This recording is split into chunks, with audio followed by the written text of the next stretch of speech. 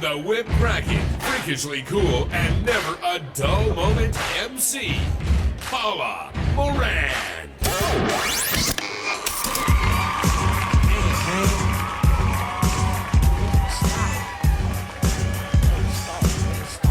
Give it up for MoMondays!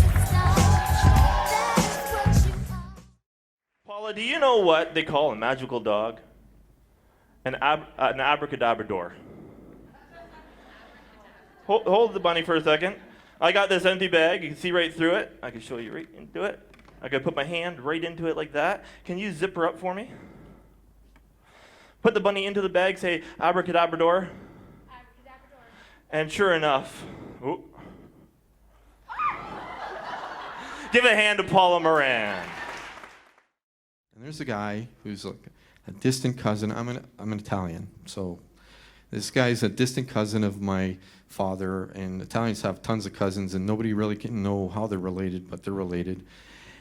But he's deaf. He thinks he's whispering. And he says to the woman next to him, "Hey, which one's the one that changed up there?"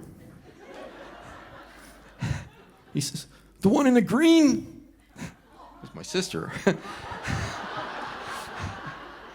And you hear this whispering. And he turns and he looks at me and he says, "Oh, nice job." Remember that old math equation? If A equals C and B equals C, then A equals B? Well, it occurred to me that if I hate bullies and I am a bully, then I must hate myself. And I was so overwhelmed with self-hatred that I decided I would swallow what was left of the bottle of sleeping pills I was taking at the time so I could sleep properly and just end it all. Well, as you can see, that plan didn't work out. Come on, come on, come on, come on and take it. Take another little piece of my heart now, baby. Take it. Take another little piece of my heart, yeah. Take it. Take another little piece of my heart now, baby. I decided I'd quit school and got married. Great plan, I'd be in charge. Well, I was indeed. I was in charge of a disaster. And if you read the promo, yes, that was marriage number 1 of 2 practices. Can someone say slow learner? It took me a little while. I ended up with 2 sons, one born New Year's Day and one born Thanksgiving Day. And my doctor said, "Mary, if you're gonna have any more children, you're gonna have to find a new doctor." I ended up with a new husband. And I had 2 more children. One born August civic holiday and one born St. Patrick's Day. Then I went back to the first man, the man with the van, moved to Germany. We lived there for a year, then the UK. I've lived in 8 different countries over the last 7 years and had the privilege and honor of volunteering and traveling and visiting another 25 on top of those, including Peru, Hong Kong, Iceland.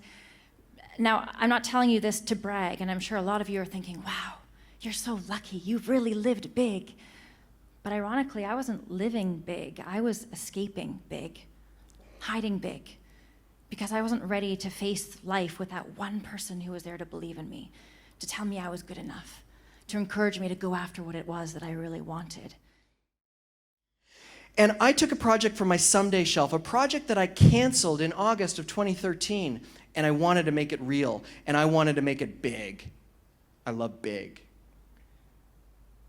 And I set out around the world to interview people about who inspired them to aim higher, dream larger, and think bigger. And I was on a road trip to help individuals shine their lights on their heroes. But what ended up happening is I ended up bridging a gap between father and son. And I learned a number of lessons along the way. What do you think, everybody? Good show tonight? Give it up for these fantastic speakers here. They did a fantastic job. We're just thrilled. And Blair, if you can put the lights up in the house, and we'll give them one more shout out. Here, Laura, come in the front.